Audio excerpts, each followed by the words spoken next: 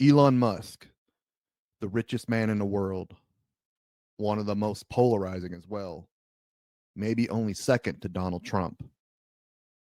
Born in Pretoria, South Africa on June 28th, 1971, together we will explore what makes Elon Musk tick. We will also look at what the stars have to say about someone who is so brilliant, yet so ignorant and deplorable. From Tesla to Starlink, from the Boring Company all the way to the White House. Ladies and gentlemen, I give you the birth chart of Elon Musk. All right, so we're going to look at Elon Musk's birth chart. We see here that Elon Musk is a Cancer sun, which probably doesn't make a lot of sense until you explore what Cancer really means, especially when it's in a sun sign. Of course, the sun, which is about your overarching ego, your leadership, how you shine in the world, and what you're ultimately going to amount to in this world, what you're ultimately trying to become is, of course, a fiery sign of romance, daring, impulsivity, and reaction. Yet we find Elon Musk's sun here in the dreary 12th house in Cancer. So we have a fire planet, quote unquote planet, of course, in the water sign of Cancer. So we have self expression, self aggrandizement in a watery emotional sign of emotions and safety and security. And it's also in the 12th house, the ancient house of troubles, the house of hidden meaning, what lies underneath, things that we often ignore but are metaphysical. So having a sun in a 12th house is this kind of reluctance to shine. Maybe you have a hard time finding out who you are. But we see Elon Musk, and he's probably one of the most confident, even assertive people in a lot of ways in the world. But yet we have someone who's just hyper rational as well. People with a Cancer sun, they often think are really sweet and sensitive people. But oftentimes, especially with a Cancer sun in the 12th house, we see somebody who holds their emotions back. Somebody who often will hide their emotions very well. They feel things very deeply, but they keep them to themselves. And other people around them, it's always a guessing game. They always act out if it's not under control and not matured, of course. Not all Cancer suns are like this, but they can be like this as well, where it's always a guessing game with them. They may have something so small, so silly bothering them, and they just kind of give you the silent treatment. They shut you out. You may be scratching your head like, what's going on? What did I do wrong? But maybe Elon Musk also, having a 12th house sun, kind of lives in his own little world. I did do a typing video on him when I was in typology. If you're interested, you can see it down in the description. If I remember to put it down there, that is.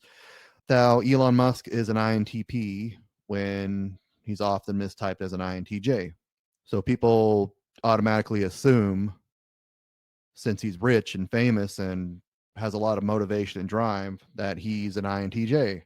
Just can't stereotypically just be rich and famous and assertive, and Elon Musk is. So therefore, he must be an INTJ, but he does operate more like an INTP. I'll go ahead and check that out if you do wish.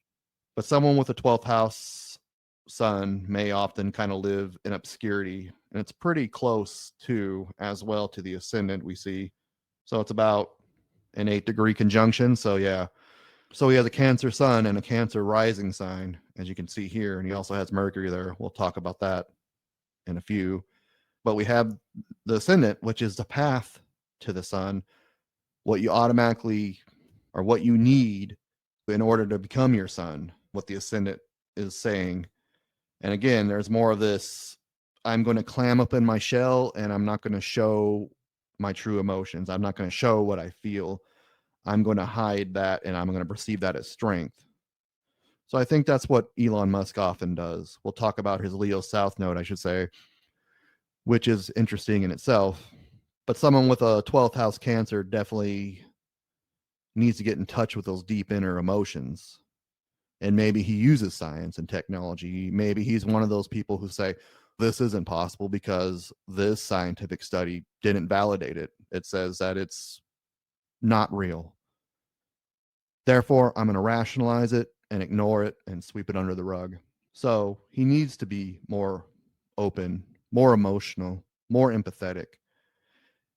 He's been a lot quieter as of recent. I did film a video on his birth chart before, but I wanted to redo it alone and away from other people's opinions and just wanted to give my own. But we need someone here who's obviously very charismatic. I think when you have a sun conjunct your ascendant, your personality and what your overarching ego is going to gel well together. But I think people automatically assume that Cancer is just this loving, forgiving, empathetic sign, but it's something that he ultimately needs to become. And we did talk about Mercury here, which is making conjunction to the ascendant as well. Pretty tight one within a degree, about a half a degree, really.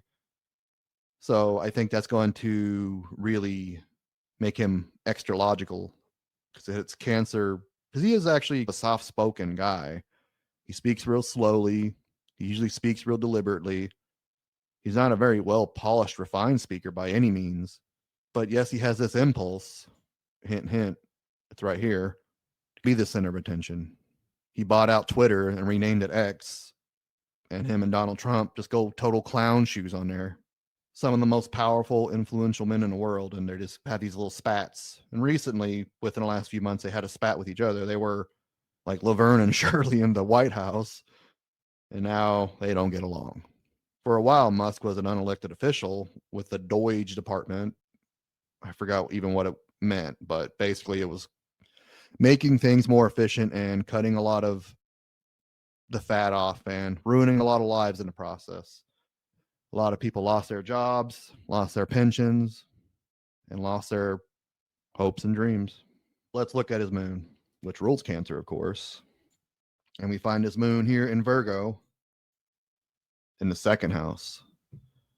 So Virgo moon in particular, they're very picky, they're very finicky, they're very fussy. They have to have things the way they want it. And the moon is much like Cancer. It's about your emotions, your emotional state, and what you need to be happy and content and feel safe in order to do anything else in a chart. The moon's extraordinarily important, but having a rational sign in such an emotional planet can be troublesome. And we also see the second house, the house of values, the house of resources, and the house of money. So money obviously probably makes Elon Musk feel safe and secure with having your moon there. But he also probably has these very finicky policies and ways of looking at things. It's what we value about ourselves, it's what we value about other people, and it's what we value in society. So he values these rational Virgonian studies. Also would increase your intelligence, I think, because I have a Gemini moon, so I can relate to him in a lot of ways, especially since he self-admitted that he does have Asperger's syndrome. Of course, that isn't documented or an official diagnosis, I don't think, is out there, but it does make a lot of sense that he may be on the spectrum. But with the second house moon, obviously he's going to value just financial resources, but other resources as well. I know they had that spat between him and Donald Trump, or they're going to rename the Gulf of Mexico to the Gulf of America. And well, obviously he is, I don't think he's a CEO anymore, but he does have a big, heavy hand in Tesla. And they need that lithium that's supposedly down there to mine it out and produce the materials for these lithium batteries, which are in the Tesla vehicles. So there's a lot of finances and stuff. And it's also making the sextile here to his sun. So he's going to get happy. He's going to get rich, gets his money, gets all these resources, and that feeds his ego. So really, he has a lot of emotional response to this vast wealth he's accumulated. It's really the selfish, egotistical thing going on with this sextile there. So he gets the money that makes him happy with this big conjunction here with his ascendant, the sun and Mercury. His ego's just going to go through the roof. The bigger his bank account gets, the bigger his head gets. Let's step back and look at Mercury a little bit more. So we talked about Donald Trump. You can watch that video down here in the description as well. He had a Cancer and Mercury as well, but he had it over here in 11th house. One thing about Donald Trump that I did discover while actually reading his chart that I didn't catch was that it was an intercepted sign. But Cancer definitely isn't intercepted here for Elon Musk. We can see that the cusp of Cancer is over here somewhere, probably about right here, and it goes into the second house. Let's say this is 29 degrees Capricorn, and this is 2 degrees Pisces. Anyways, back to Mercury. So someone who is soft-spoken, someone whose emotions align with their intellect and their communication and their thought status. But I think it's more of an internal emotions, probably something that's deep down because of the cusp of Cancer is in the 12th house. The cusp of the 12th house, of course, is ruled by Gemini, and the ruler of the 12th house is Mercury. So probably a lot like Donald Trump, probably a lot of egotism, maybe even bordering on narcissism. So he has a big inflated ego. So he probably is in his own little world inside of his head. He obviously has connections with the outside world too, because he is filthy rich and the richest man in the world, of course. But this is someone who likes to talk themselves up because of the sextile here between the moon in the second house Virgo and the sun in Cancer in the 12th house.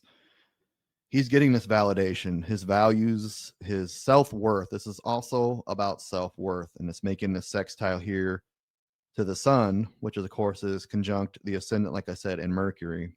So this is making his head full of helium, and he likes to talk about himself and pontificate himself. Mercury is often associated with intellect, and it is a planet of intellect, but this isn't a very intellectual placement for Mercury. In Cancer, it's more about emotions and safety and security and intuition and things of that nature. So maybe it makes him highly intuitive, especially with this conjunction here and this over here to the moon. But it's also in the first house, which is associated with Aries and Mars. So it's about taking action. But Cancer doesn't like to take action. It likes to sit in its home and get in a bathtub and read romance novels. But he is quite introverted. But he has to put himself out there with the South Node in Leo, which we'll talk about more in a bit. But anyways, this is someone that's going to talk about themselves and make themselves the center of attention. Someone who wants to share their story. But it's supposed to be out of empathy and love, but it isn't. It's about self-aggrandizement. It's about me. It's about him. Let's look at Venus, which isn't far away. And we got Venus in the 12th house, right on the 12th house cusp, actually, just 1 minute off the 12th house cusp. Wow. In Gemini. So Venus is about love, relationships. It rules Taurus and Libra, and it rules the second house here where we find its moon. So it's about things that we value and our self-worth, things that are aesthetically pleasing. Gemini is a mutable, probably the most mutable of the mutable signs. It's a sign of duality, the sign of twins. It's about intellect, communication, thoughts, research, but it's also very two-faced and very all over the place and anxious and ADHD. So he values intellect, which we know he has to be at least a fairly smart guy. He may not be as intelligent as he puts off. I know a lot of his engineers say that he just spouts off all these ideas, and most of them aren't very realistic. Having all this energy over here in the 12th house would make a lot of sense. Just pulls things out of the ether and tries to put it into the tangible real world, and it just doesn't work out that way. Elon Musk is also very notable about having multiple women and multiple wives, and I think he's up to 14 kids that we know of right now. So again, he gets bored and restless with just one partner, so he has to seek out others. And he likes that sensuality. The 12th house is about things that are sensual and mystical and merging yourself with the other people and something beyond yourself.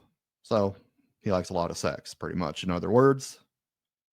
And we do find this making a trine to its north node and to Mars, which is the planet of sex. Okay. Speaking of Mars, let's check out Mars. So again, very close to a house cusp And very interestingly enough, what is the one thing that Elon Musk is completely obsessed with and he wants to do more than anything? Hint, hint, I have it circled here, and that is Mars. He wants to go to Mars. He wants to colonize Mars. And his north node right here is an Aquarius. And that is your destiny, your life path, what you need to accomplish in this current incarnation. That is very interesting, I think. Having his Mars conjunct his north node, like what he's supposed to do and where he's supposed to go in life is Mars. But is it realistic? We had a hard enough time getting to the moon. Many debate. We never even went to the moon. Of course, we just got out of the age of Pisces and Neptune, so it's double the illusions, double the fun. Was a moon landing real? Was a moon landing fake? A lot of conspiracy theories out there, which is, of course, associated with the 12th house and Neptune and Pisces, claims that we just staged a moon landing to bankrupt the Soviets. They kept trying to send shuttles and people to the moon, and they never did it. As far as maybe they did, I don't know. I don't think they did, or maybe they say they did too. I really don't know what the truth is, but is going to Mars feasible? But anyways, Mars is in Aquarius in the 8th house. So that's a very sexual placement. And like I said, it is making this trine over here to Venus. He has a whole bunch of kids. So the 8th house is about sexuality and intimacy, sharing your resources with other people. So I interpret this that he's trying to get the collective over to Mars and sharing his knowledge so we can possibly live on Mars one day. I don't think it's very feasible. It's colder than Antarctica, has very little atmosphere. If a meteorite goes through the atmosphere of Mars, it doesn't burn up like it would here on Earth. So by the time, if we have a meteor striking Earth, it has to burn up and fizzle out through the atmosphere before it hits, and it's dramatically smaller than it would have been. But we don't have that luxury on Mars. We also don't have the luxury of having oxygen. There may be some water on Mars. Is it enough? But Mars is about drive, assertion. It's also about masculinity and conflict. And it's an Aquarius. And Aquarius rules things that are unconventional and innovative and inventive, scientific breakthroughs, genius. So he's trying to use his fortune that he amassed, if he doesn't squander away pissing himself, because it almost happened when he was the honorary vice president or whatever he was just a few months ago. But he wants to use his genius, his technology, this culmination of resources that he's accumulated with his vast wealth and technology like Tesla and SpaceX to get to Mars.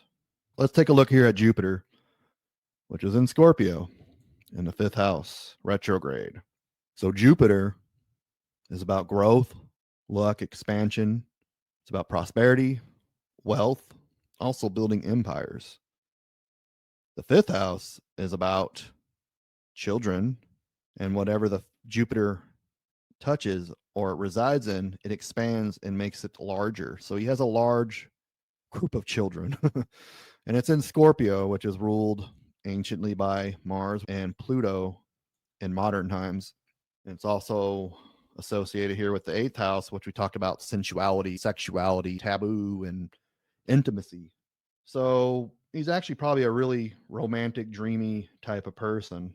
I actually have a lot of commonalities with him in a lot of ways, I guess. His ruler of his 5th house resides in the 3rd house like mine, but his is Pluto rather than Neptune. But yeah, this is going to make his family or his kids big. It's also going to make his ego and his creativity big. He's going to be very creative, especially since it's making a conjunction to Neptune. Probably makes him very intuitive. He may not show that on the outside since he's a man of science, but he probably does have a very deep, rich imagination.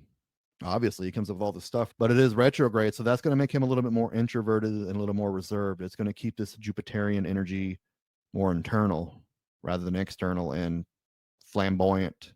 And it's also making this opposition to Saturn here too. So there's going to be this big clash of reality versus being in La Land. Since we're on the subject of Saturn, Saturn is in Gemini in the 11th house. Gemini. So Saturn is about restriction and limitation and reality. The 11th house is about groups, future thinking, future goals and aspirations, and your sense of community and who you associate with. So we got this planet of reality, like I said, against these two other planets of illusionment, which is Neptune, and Jupiter, which is about this happy go lucky manifestation, will your way to wealth, against a hard, cold taskmaster of the zodiac, Saturn. Saturn makes you work for what you're going to get, and Jupiter just hands it to you. Jupiter gives you more than you can chew. Saturn may starve you while you're trying to accomplish your goals. So he has very cold, hard, realistic expectations with his future views. This may not have came until later in life, though he did get pretty successful at a young age. And he may be hard on the group. He may be hard on the collective, which his community would be people that work in Tesla and SpaceX and the Boring Company. So he may be very like a slave driver to the people that he's over, the people that he resides over. He wants power and control and domination over them. And it's in Gemini, so he's able to, maybe he had some speaking difficulties because Gemini is the house of communication, or the sign of communication, I should say. So maybe he does seem to have some kind of impediment or delay. He's not the most coherent and dramatic speaker out there. He's very slow and sullen and kind of stutters and stumbles over his words a lot. So there may be some limitations to communication. There may be some communications to making friends. Maybe he's just so strict and rigid that other people don't want to associate with him. Maybe he's so much of a micromanager and a perfectionist, especially with this Virgo moon over here in the second house. He takes his values and extremes so far, but he's able to discipline himself and learn, and probably has this genius intellect because he put the work in. He learned what he needed to do, and obviously he's a success. No matter what you say, love him or hate him, I'm not a huge fan of him personally, but he is more successful than I'll ever be, of course. Let's look at Uranus, which definitely resonates with Elon Musk. It is in Libra in the third house. So, what is Uranus? It's about innovation. It rules his Aquarian themes over here. It's the ruler of his North Node and where his Mars is, and the ruler of his eighth house. It's a kind of classic. It clashes against people's beliefs and it challenges people's beliefs, which he does do. And it is in a house of intellect and communication. It's also about genius and giftedness. And this is the house of intellect in itself. He's also from a different country, and it's opposing his Chiron over here in the ninth house as well, which is his wound. But obviously, he puts his foot in his mouth. And I did write a blog article on this, but I haven't made a video on it yet. It is Uranus squaring Mercury over here. So this is kind of insert your foot in mouth here. I have this as well. So like I said, I have a lot of commonalities with Elon Musk. But yeah, that is another sign of autism too. So maybe you just speak and say these things and you don't even know what you're speaking and saying, really. You just blurt these things out and they're offensive. And this alienates him. This makes him different from other people. He's a stranger in a strange land, even though he came from South Africa. Then he immigrated to Canada and, of course, eventually here to the United States. And he's a huge success. He's changed technology. He's changed AI with Neuralink, and who knows what crazy things are going to come from him. But he's really brilliant. But he has this tendency to put his foot in his mouth, and that kind of rhymes true with autism. But we already brushed up on Neptune here, but we're going to talk about a little bit more. But we have Neptune here in the fifth house, which we already spoke of, making injunction to Jupiter. Interestingly enough, my Jupiter is in Capricorn and it's making an out of quality conjunction with Neptune, which is in Capricorn, but it's over in the third house. His is in the fifth house. So he's probably very creative, very dreamy. He lives in fantasy land here. He's probably really deep down, deeply romantic. Probably has a lot of sexual exploits and stuff too, because Sagittarius is a very adventurous, explorative sign, and it's in the fifth house, which is the house of affairs and romance and flings and things like that. So he deep down, and this wealth is able to manifest this in the truth. He probably has this deep imagination and this deep need for romance. And he gets that because he's a nerd, of course, but he's a very rich nerd and women like money. So he has that. He's also probably very dreamy about his beliefs too, as well. And he dreams going far away places like Mars. Let's look at his Pluto. Third house, Virgo. He's definitely a Gen Xer here, born in 71. But these outside planets, Pluto, Uranus, and Neptune, are very generational. Some astrologers erroneously mistaken them as only being generational and they have no personal impact on the individual. But I'd say they're wrong. So Pluto's about transformation. It's about psychology, trauma, pain and suffering, death, literally and figuratively. Obviously hasn't died yet, at least not in this lifetime. And it's in the third house of communication, intellect, thoughts, also of siblings and your local neighborhood and local community. He did come from South Africa. I don't know a whole bunch about his childhood. I remember hearing him on Joe Rogan before, and he's talking about how at the age of 5 or 6 that he noticed that he was different from everybody and that he thought somebody was going to come kidnap him and take him away because he was just so different and he didn't fit in. Again, this goes back to the autism diagnosis. And it is in Virgo, so they kind of value being useful and needed.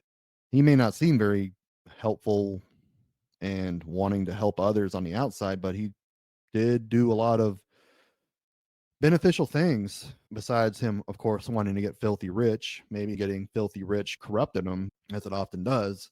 He did make like Tesla. He did have a mission. That's a big misconception. He actually was an early investor of it. Then he stepped his foot in and took over. But he was trying to make like tunnels under LA so people can drive underneath, but I know they abandoned that. He's trying to supposedly help global warming, but I think he's doing more harm than good at this point because of his own ego.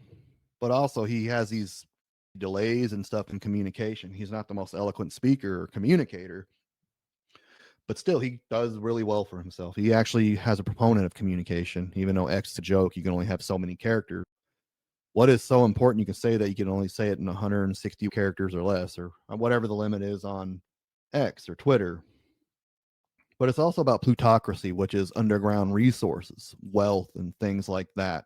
He has the Boring Company, and he also has to mine lithium in order to power Tesla because that literally powers the lithium batteries in his cars.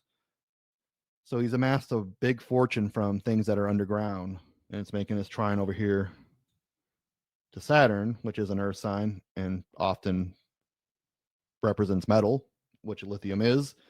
And it is in the 11th house, which is associated with Uranus and Aquarius, which is about technology and innovation. So he's able to use these resources that he gets from underground to amass and formulate his empire. And also, Pluto takes things in extreme. He has extreme intelligence, or at least above average intelligence. I think a lot of people say that he's not intelligent as he is, but of course, he does have a lot of critics and skeptics out there. So they're going to say what they're going to say. And obviously, you're not stupid if you become a billionaire. There's something going on where you're doing a lot of things right, or maybe a lot of things wrong, just depending on your perspective. I think it's pretty selfish for any one person to be a billionaire or even maybe a millionaire.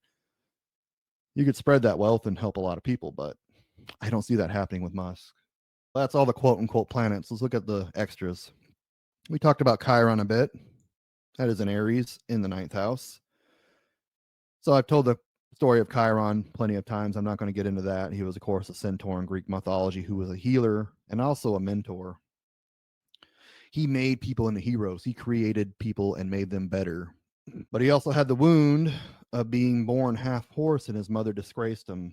So he was taken in by the sun god Apollo and taught medicine. So Chiron, the asteroid in astrology, represents what is wounded in ourselves, and we need to heal and help mentor other people. The ninth house is about things that are foreign. It's about things that represent higher learning, philosophy, values, morality, dogmas. It's also very stubborn and very pig-headed. It likes to go on adventures and collect this data, but it likes to think it's right, and there's no other way. So he has this arrogance about him.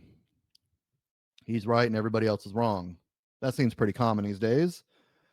And things like X and Twitter are propelling that. But it's also an Aries, which is about self-assertion and drive. So he always felt like an alien. He always felt different. Like I told the story earlier where he was on Joe Rogan and he thought that people would take him away because he's so different from everybody. So maybe he always felt different. Maybe that's why he needs to assert himself so much with this Leo South Node, which is making a trine there, and default making a trine to the South Node, or the North Node, I should say. And the ruler of this Chiron is Mars. Mars rules Aries. It's very interesting. We'll talk about that a little bit more in a second. He did come from South Africa, so maybe being an immigrant is hurtful for him. He does not like immigrants for some reason, even though he is one. He happens to be a wealthy immigrant, so he gets all these special privileges of like dual citizenship and living in mansions and having all these women and things like that. But the average good-hearted Mexican maybe can cross over here and they're automatically deemed a criminal. I used to work in an ICE detention center. Cancel me if you want. So unsubscribe if you want. It was a long time before all this stuff started. It was obviously going on, but it wasn't in the limelight like it was now. But there are bad people who come across from other countries, and there's good people. The ICE detention center that I worked in particular, 90% of them were criminals. Most of them were Sureños or Southerners. These is a Mexican gang in California.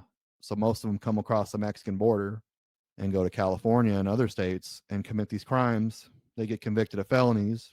They serve their time. But instead of being released on the streets, they're immigrants and they're here illegally. So they go to ICE detention centers. So we have the left who brought all these immigrants in without any vetting or any concern or discernment. And they were causing all these crimes and they were taking over people's apartments and holding them hostage basically and squatting. But then we have Donald Trump in the right and Elon Musk with the Doge who came over here and is deporting everybody. So we got these two extremes, these Pluto extremes, because Pluto just did go to Aquarius. So we have one side that's just letting everybody in without any background checks or vetting them, and they're running amok and taking our resources. But on the other hand, we have these hardworking people who stimulate the economy and contribute to our society and do the jobs that we don't want to do.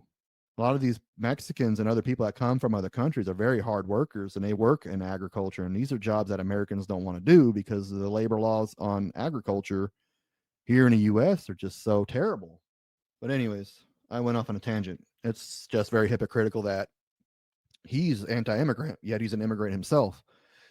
He just happened to get rich. I know his family came from wealth. His dad owned, I think it was an emerald mine or a ruby mine in Africa. And so he had that silver spoon in his mouth to help him out. And again, his dad, a plutocrat. But let's look at his north and south node. His south node is very interesting and very telling. It is in Leo in the first house. What does that mean? The south node is about where you come from. Many speculate it's about past lives and the karma and these deeply rooted patterns and tendencies that are ingrained in your psyche that you keep reincarnating with, that you must overcome. You must figure these out and you must move to your north node tendencies, which feel awkward and strange. So Leo, having a south node in Leo in the first house, he likes attention. He likes being the center of attention. He likes getting on Twitter all hours of the night and gallivanting. He likes posing with chainsaws and pretty much him cutting the lifelines of thousands of Americans lives that he ruined. And it was just for a cup of coffee. He was just doing that for a few months and him and Trump started feuding and he left that. Then he just draws so much negative attention to him because he just wants to showboat and be so arrogant and be so individualistic, which is the American nodes are the north and south node. I can't remember which one's in which, but the birth chart for the US has a Leo node and a Aquarian node as well. But he gets on Twitter, he does all this stuff, and it fluctuates so much. His fortune, like he would just go and do these things and people would just back out of Tesla. They would sell their stocks. They would sell their stocks in SpaceX. And his fortune would plummet. Went from what, like 200 and something billion down to 30 billion or something crazy like that in just a few days. So that kind of prompted him to get out of the limelight and focus more on this north node here. He needs collaboration, especially being in the seventh house. His north node over here in the seventh house. This is the house of the individual, and this is the house of one-on-one relationships. It is teetering over here on the cusp of the eighth house, which is conjunct Mars, which we spoke about earlier. But he needs to use the technology and innovation. He needs to use his wealth to help mankind and womankind, whatever you want to say. I think going to Mars is just, it's ridiculous. We have this planet on Earth, which has oxygen, and it's right in a sweet spot with the sun where it's not too cold or not too hot. I'm in Arizona, so it's too hot, but but anyways, it's habitable. We have breathable air, we have drinkable water, yet we're destroying our planet. And Elon Musk is destroying our planet to try to get to Mars. He has so much junk in the Gulf of Mexico, it's polluting it. All this lithium, all this stuff he's mining to get to Mars to build these rockets, which are spewing these noxious fumes into our atmosphere. Not to mention all this junk and debris that is breaking off outside orbit in Earth. So if we do ruin Earth and we have to leave in 20, 30, 50, 100 years or whatever from now, there's going to be so much shit in space that can, a nut flying through space that's going to hit our space shuttle and kill everybody. So he needs to get his priorities straight. And like I mentioned before, we have Mars here, which rules Aries, whereas Chiron's at. So he has to heal this wound of being this outsider and being a part of the group collective. He has to use his technology and science and his gifts to better us, not to put us in detriment. And he has the money and resource to do this, or he has the money and resources to stay here, where he's selfish. And the ruler of his south node is his sun, which is conjunct his ascendant and Mercury. So again, just about him. He's ignoring all this empathy he needs for other people. And he probably has these negative views on himself, but he just wants to talk himself up so much to appease his second house moon here.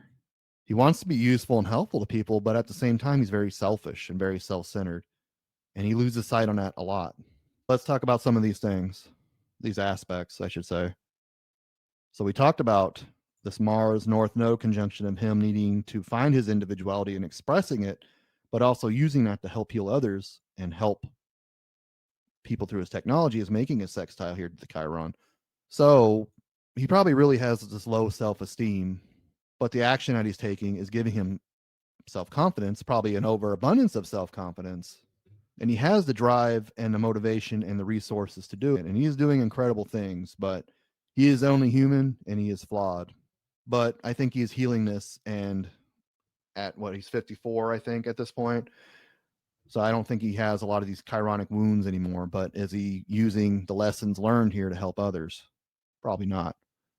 Speaking of which, feeling alienated, this is the house of alienation, the outlier, the outcast, and it's making an opposition here. So he's probably so wealthy, or I should say, so intelligent, that makes him feel like an outsider. It makes him feel like an outcast. He is lonely with this Aries sign and the wound there in Aries in the ninth house. And this is the big, expansive world. This is like the collective of everybody else out there. So he probably feels like an alien on Earth, and he has this planet of this opposing him. So when you're really intelligent, you have a hard time often talking to people with 100 IQ. So imagine you're an adult with 100 IQ, which is dead average, and you're talking to a 5-year-old child, which compared to an adult maybe have a 60 or 70 IQ. That kid may be insanely brilliant, but a 5-year-old's still a 5-year-old. That adult with the average IQ is probably not going to be very intellectually stimulated with the kid, unless the kid is brilliant for some reason. Just say it's an average kid who is an average 5-year-old. You're going to talk probably about Pokemon and YouTube and things like that. You're probably not going to get very stimulating conversation. So imagine if you have 130 IQ or 140 or 150 IQ, and you're talking to people with 100 IQ. That's going to be a very similar dynamic. So sometimes you're too smart for your own good, because this is in the third house, like I said, which is a house of intelligence. And this is the planet of genius and intellect and future forward planning and thinking. So that's causing this big opposition, this big hole in his heart. We also got Pluto here, which is close, and that is making a sextile over here to Jupiter. And like my planet or my chart, I have a sextile here between Jupiter and Pluto. And it's forming two quincunxes over here to his midheaven, but mine is going to my north node. So this plutocracy, this underground wealth, the wealth of his father owning this gem mine, I think it's a ruby or emerald, I can't remember which it is, but you can see this makes like an isosceles triangle. We got the 60-degree sextile here between Pluto and Jupiter, which is this easygoing aspect. It makes things easy. It's out of the same element because this is in a earth element and this is a water element, but water the plants and it nourishes the earth, so they get along. So this is a very gentle, easy flowing aspect. But these quincunxes here, these 150-degree aspects, going to his Aries midheaven, again, he's probably going to be seen as very selfish, but yet very goal oriented and determined, because the midheaven represents your public view and your career and your reputation and how others see you as a whole and how you want to be seen. But the quincunxes here, these little green lines, are this irritating aspect. There's something that you have to do constant adjustment to get. So the Pluto down here and the Jupiter are in agreement with each other and they work very well to each other, but they're both making these quincunxes over here to the midheaven. So he's constantly having to adjust these planets are here. Pluto of emotional depth and psychology and things like that, and Jupiter about growth, luck, and expansion, and also about underground wealth. And it's making a sextile to this, which expands whatever it touches. So it's making him filthy rich, but he can't quite get there. He can't quite serve the collective. He can't quite serve the public. So he's have to make these constant adjustments in order to fulfill his career. But a yacht is a finger of God, meaning that it's going to point you to your destiny. So eventually in your life, you're going to have to use these energies and work this out where he's going to have a successful career, which is he's already done. So I think he's already accomplished this, but I just wanted to point that out. He's also going to have to do it through people. Like I said, he's very selfish over here. He's like the king sitting on his throne, taking selfies of himself and blabbing on X for an endless amount of time. But this is the planet of relationships and group cohesion, and it's making his trine over here to his north node and Mars. Not only is this giving him a bunch of kids and breeds like a rabbit, but he also needs other people to accomplish this goal of his going to Mars and being this technology guru. He can't do it alone. He has employees. Like everybody thinks as he works 20 hours a day that he does all this himself, but that's not true. He has his engineers and his technicians backing him and helping him and assisting him with all this. So he's going to have to get off his high horse and treat people a little bit better, because I hear he's not a fun guy to work for. He's very, again, this goes back to this Saturn over here in the 11th house. So the people that he is in charge of, he wants power and domination and control over them. So he's a very big micromanager and tells everybody what to do and how to do it. And if it isn't to his pleasing, then you're going to hear about it. So he needs to open up and be more communicative and utilize that in order to get there, because he just talks and rubs people the wrong way. And again, this Uranus square Mercury over here that we talked about, where he puts his foot in his mouth, he blurts out these things. He doesn't think before he speaks, and I have this problem too, and it gets him in a lot of trouble. If you do this video, like, share, subscribe. Also, if you want a birth chart reading yourself, go to nicholsastrology.com and book today. Thank you for watching.